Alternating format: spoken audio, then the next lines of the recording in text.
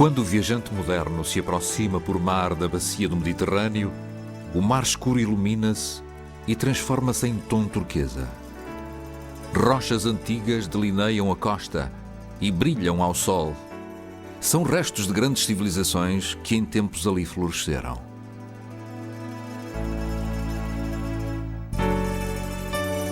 O Mediterrâneo tem alimentado civilizações há milhares de anos. É o maior mar do mundo. Diz-se que grandes deuses e deusas dominaram estas águas e as terras em redor. E também dominaram os céus. E as profundezas misteriosas do inferno, onde se dizia que os mortos habitavam para sempre.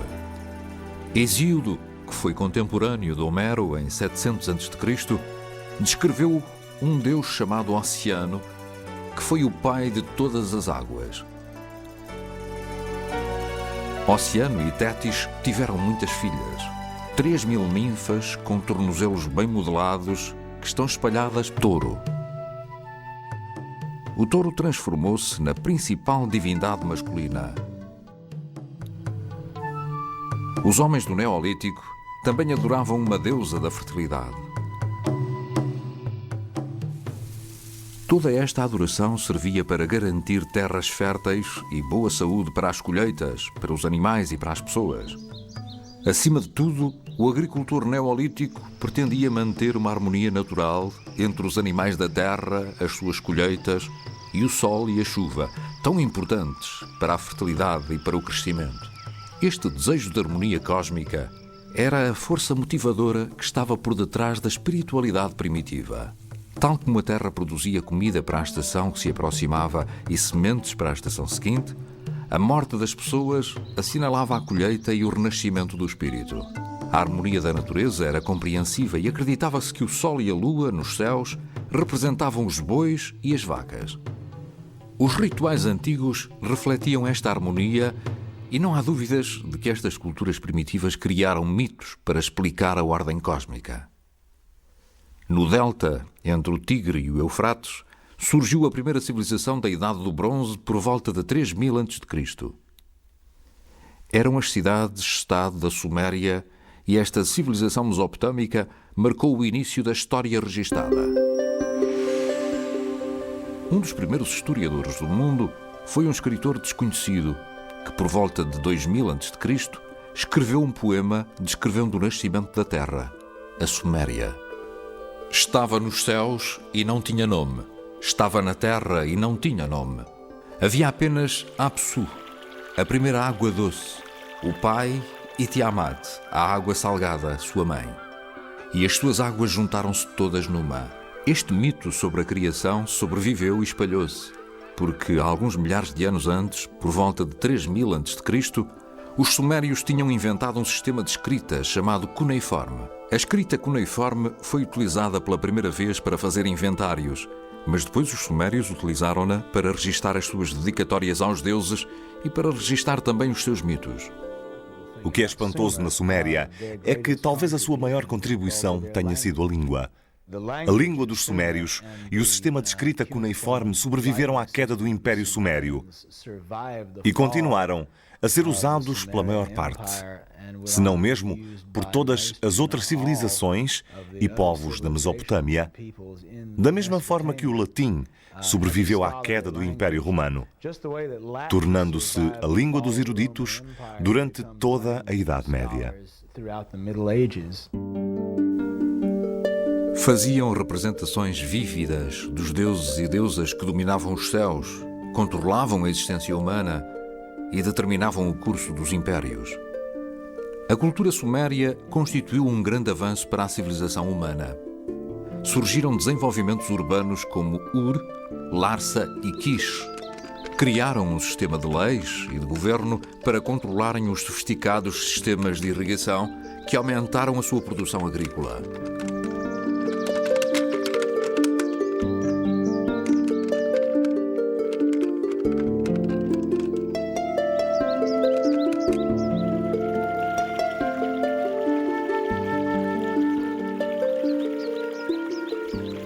A As cidades tornaram-se centros económicos, políticos e religiosos da cultura suméria. Existem poucas dúvidas quanto ao facto de, no início do período neolítico, terem existido chefes locais que foram ao mesmo tempo líderes políticos e religiosos. Na Idade do Bronze, os chefes eram sacerdotes reis poderosos, que não só se ocupavam de exércitos agressivos, como se ocupavam também de economias complexas e populações numerosas. Estes reis assumiam muitas vezes funções de sacerdotes nas cidades que conquistavam.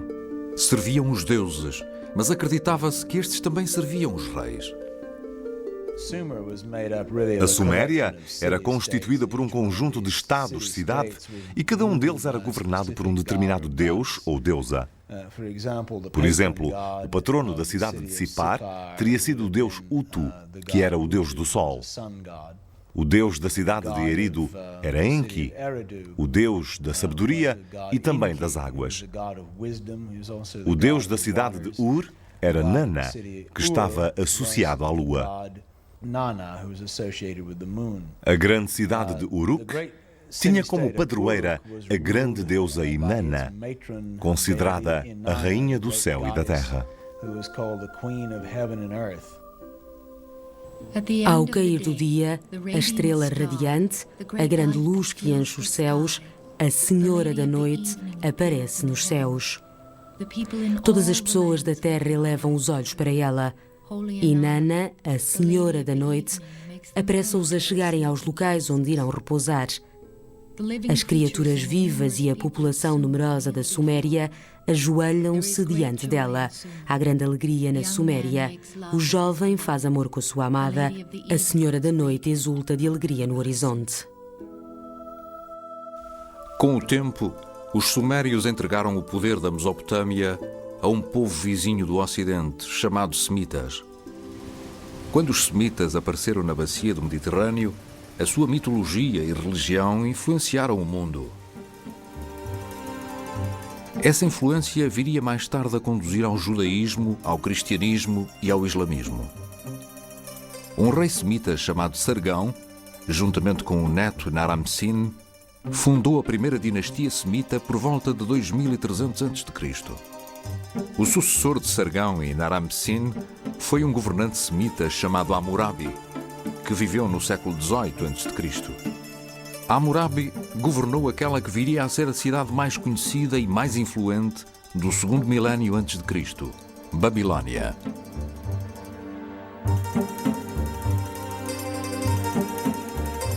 A magnífica cidade da Babilónia ficava situada nas margens do rio Eufrates. O famoso Código de Hammurabi tornou-a um modelo da administração civil. Era uma lei muito complexa, uma lei que se ocupava de vários assuntos, muitos deles comerciais. Incluía aquilo a que podemos chamar a retaliação, ou seja, a lei do olho por olho e dente por dente. Parece uma lei um pouco dura à primeira vista, mas se pensarmos um pouco, talvez não seja tanto como parece. Se alguém nos esmurrasse um olho, ou pior, talvez o olho do nosso filho, a nossa tendência seria para fazer muito mais do que esmurrar o olho dessa pessoa. Mas a lei diz que não devemos fazer mais do que olho por olho, dente por dente. A cidade serviu também de centro religioso durante centenas de anos, organizando um magnífico festival de Ano Novo em honra do grande deus Marduk. Os arqueólogos descobriram muitas tábuas de escrita cuneiforme, onde os escribas da Babilónia registavam os grandes épicos mitológicos. Um dos mais fascinantes era o mito de Gilgamesh. No início da história temos uma descrição de Gilgamesh e o mito descreve-o como sendo 2/3 Deus e 1/3 humano.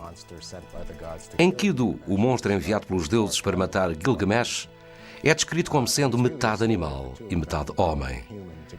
E trata-se da história dos dois que cresceram juntos. Aquilo que eu acho mais comovedor é quando Enkidu se aproxima da cidade de Uruk e Gilgamesh sai para fora das muralhas da cidade para o enfrentar. Envolvem-se numa batalha violenta e lutam até a exaustão. reconhecendo que um é tão forte como o outro. De repente, Gilgamesh deita a cabeça no ombro de Enkidu, olha-o nos olhos e vê-se a si próprio. O mesmo acontece com Enkidu e os dois tornam-se amigos. O templo de Gilgamesh e Enkidu é um zigurate enfeitado com madeira do Chipre, pedras embutidas e frescos de gesso. Os arqueólogos acreditam que este edifício tinha cerca de 15 andares, uma altura extraordinária para o antigo Extremo Oriente. As escrituras hebraicas viriam mais tarde a referir-se a ele como a Torre de Babel. A Torre de Babel foi provavelmente construída no século VI a.C. e este tipo de arquitetura persistiu durante muito tempo. A sua estrutura fazia lembrar vagamente as pirâmides do Antigo Egito, mas o objetivo era totalmente diferente.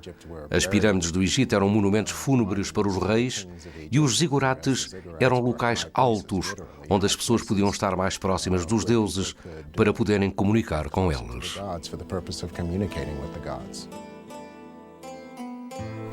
Pouco resta das fundações de argila da Babilónia. 4.000 anos de cheias e de erosão apagaram quase por completo os traços da cidade.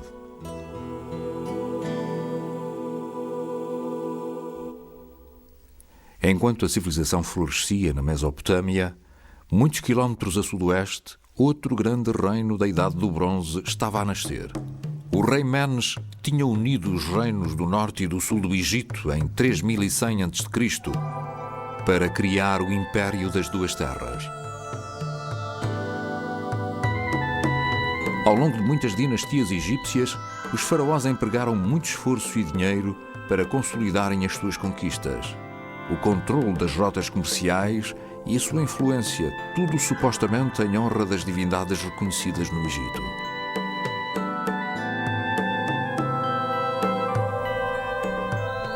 Cada cidade constituía o seu próprio centro religioso e cada uma espalhava o seu mito da criação. Em Tebas, por exemplo, acreditava-se que o mundo descendia de Amon, que era demasiado grande para examinar e demasiado poderoso para entender. Em Heliópolis, acreditava-se que o universo descendia de Nu, as primeiras águas do nada e do caos. Nu estava além do Sol e do mundo dos mortos, à volta do cosmos. Dizia-se que o mundo que hoje conhecemos começara quando Atum, senhor de Heliópolis, se pôs no cimo de uma pirâmide em forma de sol. Todas estas divindades proliferaram em número e em função e perduraram ao longo de mais de 3.000 anos. Muitos deuses egípcios retiveram traços do animismo neolítico. Alguns destes deuses estavam associados ao sol e outros aos animais. Muitas vezes eram representados como animais ou como humanos híbridos com cabeça de animal. Sekhmet, deusa da guerra, tinha cabeça de leão. A Esfinge, um espírito híbrido encontrado na Mesopotâmia, no Egito e na Grécia, tinha corpo de leão e cabeça humana, normalmente de mulher. Os hinos egípcios aos deuses que sobreviveram refletem um bonito sentido de dedicação. Por exemplo, existe um hino de Tebas dedicado a Hathor, a deusa do céu e mulher do amor. Senhores dos céus ocidentais, deuses dos céus ocidentais, vós dominais os céus, e nós rejubilamos com a vinda de Hathor. Adoramos ver a sua beleza. Digo-lhe que rejubilo ao vê-la. As minhas mãos dizem-lhe, vinde a mim, vinde a mim. O meu corpo dilo e os meus lábios repetem a música sagrada para Hathor 1.000.000 de vezes. Porque vós amais a música. Música 1.000.000 de vezes para vós, onde quer que estejais. Ao longo de vários milénios, os egípcios mantiveram um interesse inabalável pela vida depois da morte. A vida depois da morte oferecia a todas as pessoas o ideal da imortalidade espiritual. Servia para estabilizar as suas vidas, cultura e reino. Espanta-me a consistência dos egípcios. Vejamos, por exemplo, o seu estilo de arte, que, salvo raríssimas exceções, manteve-se bastante consistente durante todo o período de 3.000 anos da sua história antiga. Penso que a razão para isso está no facto de os egípcios darem muito valor à permanência e à intemporalidade. Trabalhavam muito nesse sentido. Podemos imaginar, por exemplo, algum estilo arquitetónico mais duradouro que a pirâmide? Os egípcios também fizeram muito para preservar os mortos através do processo de mumificação.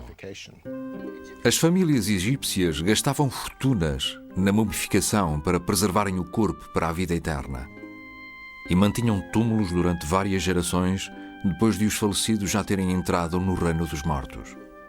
Os egípcios chamavam Kat ao corpo físico. O corpo espiritual era o Saú e o coração era o Ab. Acreditavam que ao queimarem o corpo, o Kat, estavam também a queimar o Saú e o Ab, ou seja, o espírito e o coração. A imagem dos falecidos chamava-se Ka e não era queimada. Acreditava-se que o Ka habitava as estátuas dos mortos e recebia as oferendas de comida, vinho, óleos e incenso queimado. Muitas vezes havia sacerdotes e até capelas inteiras dedicadas ao Ka de uma única pessoa falecida. A religião egípcia reconhecia também o Ba, alma, o Kaibid, sombra, o Ku, inteligência, e Sekem, forma. Tal riqueza e profundidade conceptual testemunha o esforço dos egípcios em compreender a vida depois da morte, que suplantava outras ideias religiosas como a crença numa futura idade do ouro na Terra ou a crença no fim do cosmos. O século XIII a.C. foi uma época fatídica para os egípcios, que foram constantemente atacados por vários povos da bacia do Mediterrâneo. E o Império Egípcio entrou num período de eclipse durante centenas de anos. Por volta de 1600 a.C., começou a aparecer uma segunda onda de tribos semitas na costa leste do Mediterrâneo. Esta zona seria mais tarde chamada Levante, Síria-Palestina ou Canaã. Estes semitas também ficaram conhecidos pelos nomes tribais de fenícios e hebreus. Os fenícios viveram principalmente nas cidades de Tiro e Sidon, ao longo da parte central da costa. No entanto, não se contentavam em ficar em casa. Não criaram grandes forças expedicionárias, nem controlaram vastos impérios militares. Conquistaram antes o Mediterrâneo com navios mercantes e colonizadores. Durante cerca de 1000 anos, navios e colonizadores fenícios espalharam-se por Chipre, Grécia, Sicília, Malta, Norte da África e Espanha. Foram mesmo além do Estreito de Gibraltar, conhecido na antiga mitologia como os Pilares de Hércules. Extraíram estanho nas minas da Cornualha, uma parte da moderna Inglaterra, e aventuraram-se no Atlântico Sul, em direção ao Equador. Nas frequentes viagens à volta do Mediterrâneo, os fenícios levavam consigo duas importantes exportações não comerciais: o alfabeto e a religião. O alfabeto dos fenícios, o primeiro a ser inventado, surgiu por volta de 1400 a.C.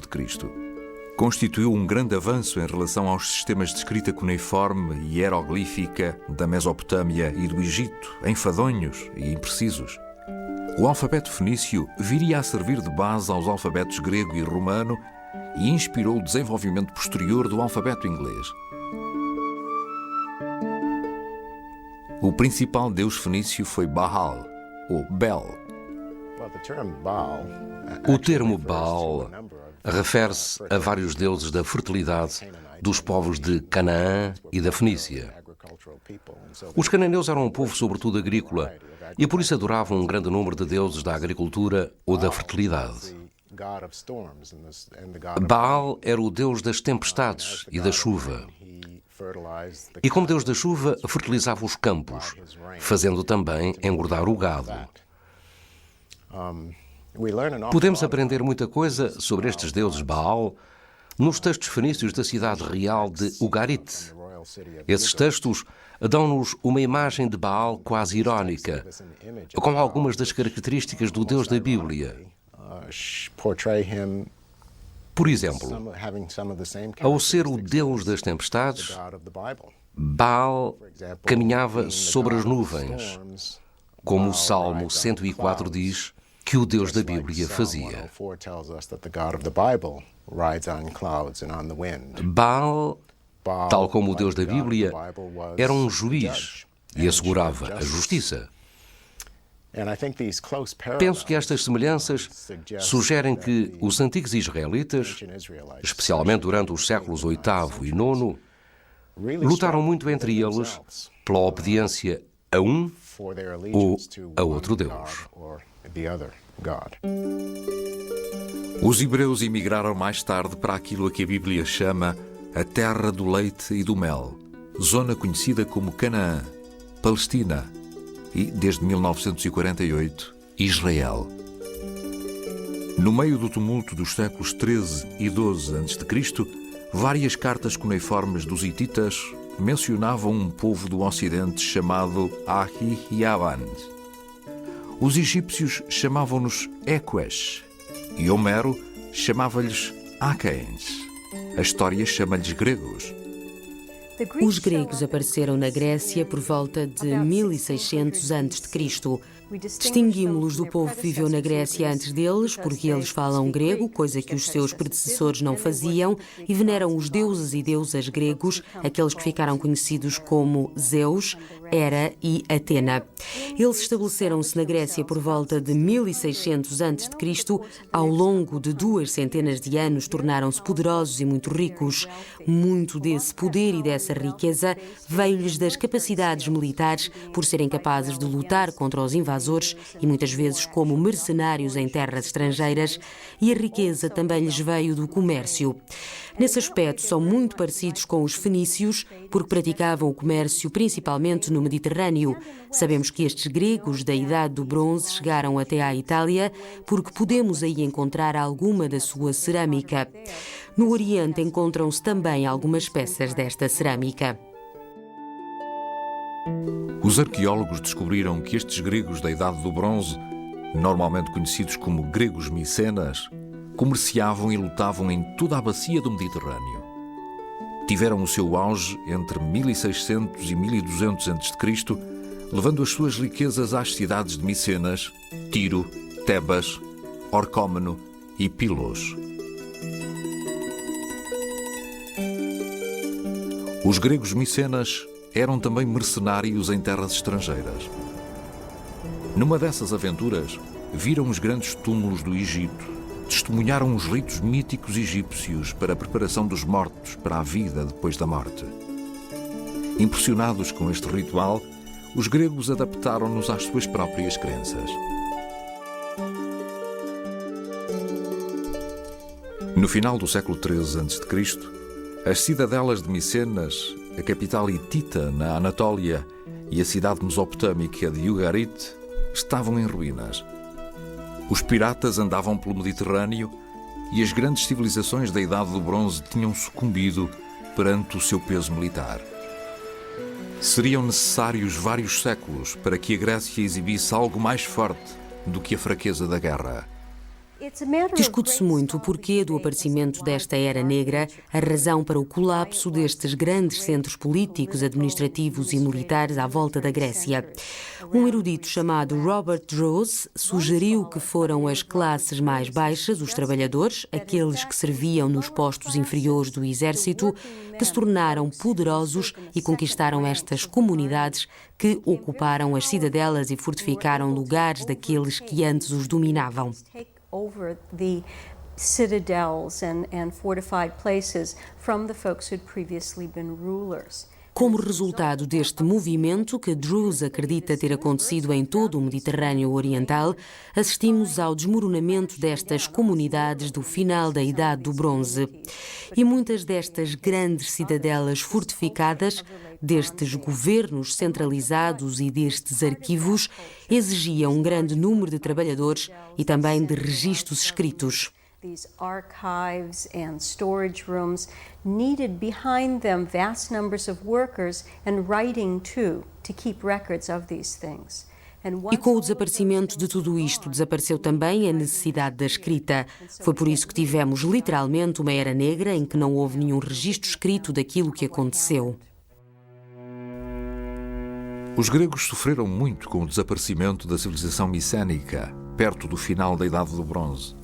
Abandonaram as cidades, regressando às pequenas terras agrícolas ou então navegando pelos mares em busca de um meio de sustento. A Grécia perdeu 90% da sua população e os sobreviventes viveram na miséria e na ignorância. Pequenos fragmentos da cultura grega permaneceram vivos, tanto em Atenas como do outro lado do mar Egeu, em comunidades ao longo da costa da Anatólia. Aqui os gregos preservaram a memória da gloriosa Idade do Bronze, criando as histórias épicas da Ilíada e da Odisseia. Por volta de 800 a.C., a população da Grécia voltou a crescer e os marinheiros gregos começaram a negociar com os fenícios. Aprenderam o alfabeto fenício e regressaram a casa para difundir os conhecimentos aprendidos. A cultura começou a florescer, dando origem a uma era conhecida como a Idade Geométrica, correspondente aos séculos VIII e IX a.C. Foi um tempo caracterizado pela escultura e pela pintura de vasos decorados com linhas e curvas geométricas que representavam formas abstratas e humanas. Os gregos começaram a usar o alfabeto fenício para escreverem poemas dedicados aos deuses e os grandes épicos heroicos, incluindo aqueles que são atribuídos a Homero.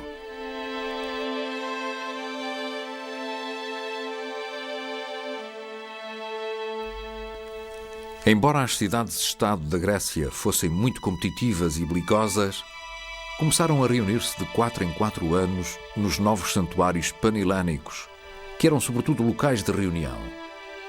Era aí que os gregos veneravam os seus deuses, competindo entre si através de concursos atléticos e poéticos.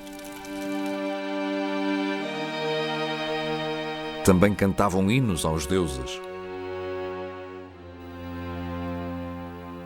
Musa, canta-me as obras da Afrodite dourada, que anseia pelos deuses e conquista as raças dos homens mortais, bem como os pássaros do céu e todos os animais que são criados no céu e na terra.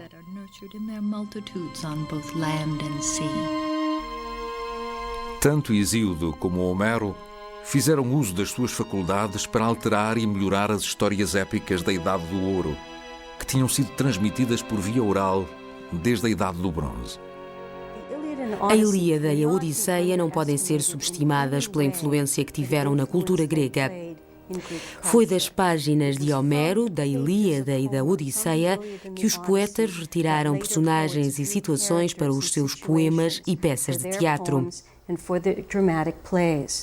Foi também das obras de Homero que os pintores de vasos e os escultores retiraram cenas e personagens para as suas criações. Por exemplo, muitos dos vasos pintados em Atenas entre os séculos VI e V a.C. têm as personagens dos grandes heróis Ulisses e Teseu, de Hércules a Aquiles, personagens que são celebradas e cantadas nos poemas de Homero. Enquanto Homero contava histórias da Guerra de Troia, Hesíodo falava da criação do mundo. Homero e Hesíodo preservaram as tradições religiosas da Idade do Bronze, remodelando-as de forma a refletirem os avanços intelectuais da sua era. As primeiras divindades gregas incluíam Hera, a deusa da fertilidade, do casamento e do nascimento, que era venerada na planície agrícola fértil de Argos. Havia também Deméter, a deusa da agricultura, que regulava os ciclos anuais da vida e morte das colheitas. E Ártemis, a deusa mais parecida com a mãe natureza, que era venerada em Delos e Éfeso, na Anatólia. Entre as divindades gregas provenientes de fontes estrangeiras estavam Apolo, do norte, Afrodite, baseada em Ishtar, do leste, e Zeus, o deus das tempestades, proveniente da cultura indo-europeia. Cerca de um século depois de Homero, por volta de 600 a.C., os atenienses juntaram estas e outras divindades num panteão com 12 deuses do Olimpo. Como a cultura grega continuava a florescer, os deuses gregos passaram cada vez mais a ser criações de arte, mais do que inspiração para a adoração. Os gregos aprenderam com os egípcios a construir grandes templos de pedra. Mas estes templos não eram centros de reunião. Eram grandes edifícios para albergar as estátuas dos deuses. Os gregos decoraram estes templos com colunas cuidadosamente esculpidas, com frontões à entrada e na parte de trás, e uma bonita estátua de culto no interior. Inspirados na arquitetura egípcia e movidos por uma veia artística inata, os gregos procuraram a forma e a linha puras. Encontraram um material de construção perfeito perto de si, o mármore. Foi necessário um século ou dois para os gregos aperfeiçoarem as suas técnicas com mármore. Depois, os atenienses reuniram muita energia, dinheiro e sentido artístico para construírem aquele que foi talvez o mais grandioso de todos os templos, o Parthenon. Nos 4 lados exteriores do Parthenon, esculturas em relevo glorificavam Atenas e os seus deuses. No interior, o Parthenon estava fechado e às escuras. Paredes sólidas de mármore fechavam a colunata exterior e o espaço interior era bastante reduzido. Era aí que se encontrava uma grande estátua coberta de ouro e de marfim, uma imagem que dominava os visitantes. Era Atena Parthenos, a deusa da sabedoria, cujo nome significa Atena, a Virgem.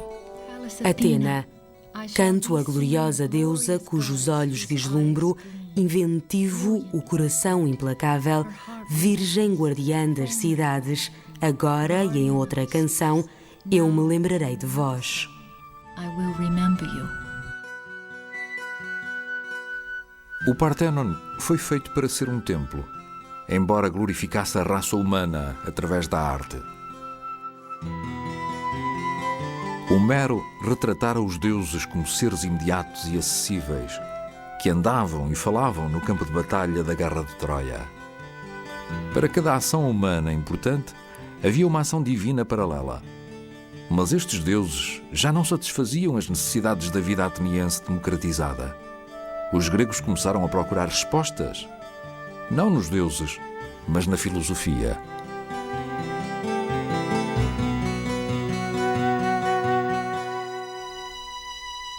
Neste ponto da história, por volta do século IV a.C., a cultura, a religião e a filosofia gregas estavam relativamente livres da influência externa. Até que apareceu Alexandre o Grande, vindo do norte, da Macedónia, e invadiu a Grécia e a Pérsia. O pai de Alexandre, Filipe, estava determinado a criar o filho para este ser rei. Para isso, arranjou os melhores professores, incluindo o famoso Aristóteles. Alexandre teve uma educação esmerada que incluiu não apenas filosofia, poesia e música, mas também política e táticas militares. Este general carismático tinha 18 anos e o seu êxito punha um desafio sério ao tradicional sentido grego de teologia. Os egípcios reconheceram Alexandre como o seu novo faraó. Os persas aclamaram-no como o novo rei dos reis. Para estes povos subservientes do leste, Alexandre o Grande era Deus na terra e ele permitiu-lhes que o adorassem. Mas num dos mais importantes episódios da sua carreira breve, mas brilhante, Alexandre avisou os atenienses que também eles teriam de o adorar como um deus. Mas eles recusaram. Não se devem ignorar as distinções entre homens e deuses. Não devemos fazer de um homem mais do que ele é, prestando-lhe um tributo excessivo, nem rebaixar os deuses, igualando-os aos homens.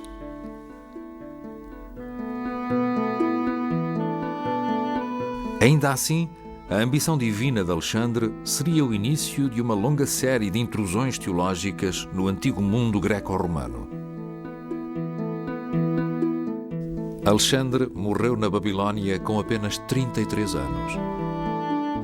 Naquela altura, as civilizações gregas do Mediterrâneo Oriental tinham-se tornado bastante cosmopolitas. Havia mais de uma dezena de cidades com o nome de Alexandria, no Mediterrâneo e no Extremo Oriente. Cada uma ostentava o seu próprio símbolo da cultura grega, normalmente um teatro ou um estádio. A mais importante destas cidades ficava no Egito. Aí, os sucessores de Alexandre criaram um novo tipo de templo dedicado às artes e às ciências.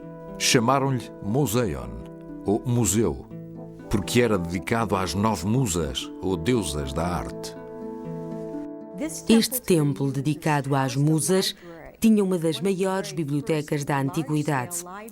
Nela trabalhavam muitos eruditos que copiavam, estudavam e comentavam as obras antigas da literatura, incluindo os poemas de Homero e os poemas escritos no século V, no auge do período clássico ateniense. Poems of Homer and the poems that were written in the 5th century at the height of Athenian classical period. Estes eruditos estudavam estas obras na Biblioteca de Alexandria, catalogavam-nas, organizavam-nas e tomavam apontamentos nas margens dos livros. Esta biblioteca tornou-se um grande centro para os eruditos da época. Outra subcultura começava a tomar forma na península que hoje conhecemos como Itália. O mais conhecido dos povos itálicos foram os romanos, que partilharam muitos traços culturais com os seus primos indo-europeus. Por exemplo, veneravam um deus poderoso e causador de trovões. Na língua indo-europeia original, o nome deste deus era Diaos, e a pronúncia grega para ele era Zeus. O nome latim era Ju, e a este nome os romanos acrescentaram a palavra pai, Pater, chegando ao nome do deus das tempestades, Júpiter.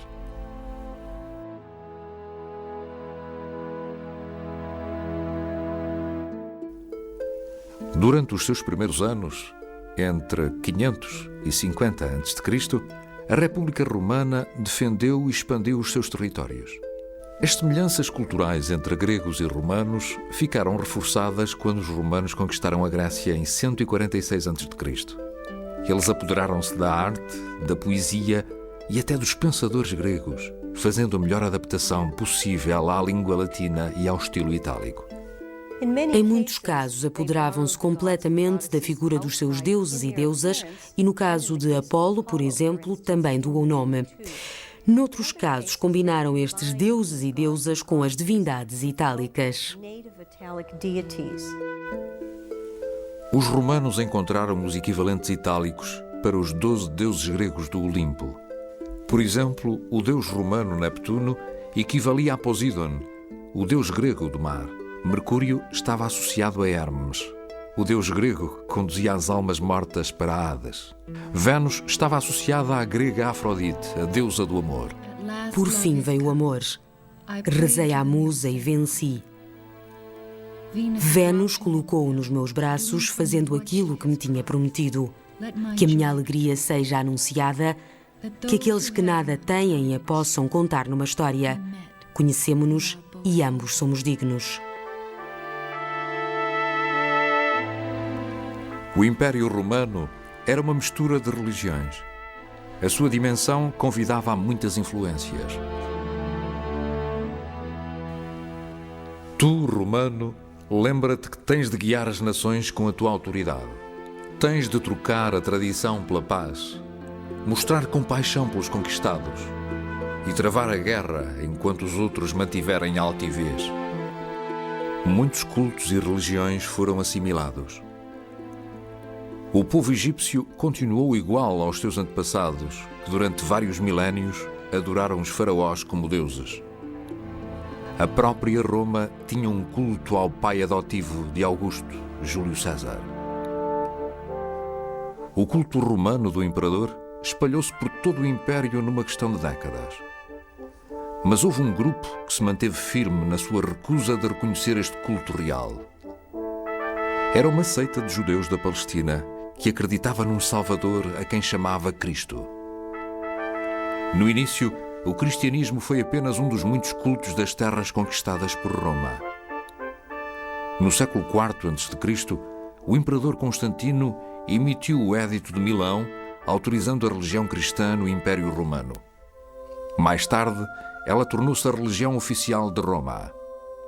Mas muitos séculos depois de o cristianismo ter dado início a esta era de predomínio, as antigas tradições pagãs ainda influenciavam a iconografia cristã, com heróis míticos greco-romanos representados na arte judaico-cristã.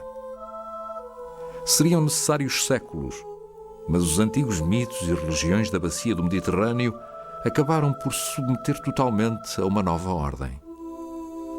As três grandes religiões do Ocidente, o cristianismo, o islamismo e o judaísmo, todas monoteístas, acabaram por suplantar as religiões e mitologias politeístas que tinham prosperado na Grécia, Roma e Egito, bem como nas terras do Próximo Oriente. Durante os tempos antigos e até depois, os mitos constituíram formas poderosas de explicar o mundo. Pelo menos tentaram explicar aquilo que as pessoas não conseguiam entender. Em termos simbólicos ou espirituais, a mitologia antiga chegou por vezes a rivalizar ou a superar a mais profunda teologia da nossa era científica moderna. Hoje em dia, poucos veneram as divindades mitológicas das primeiras civilizações da bacia do Mediterrâneo. Mas as crenças e compromissos formados no dialbar da história ocidental ainda hoje nos moldam de uma forma poderosa, embora invisível.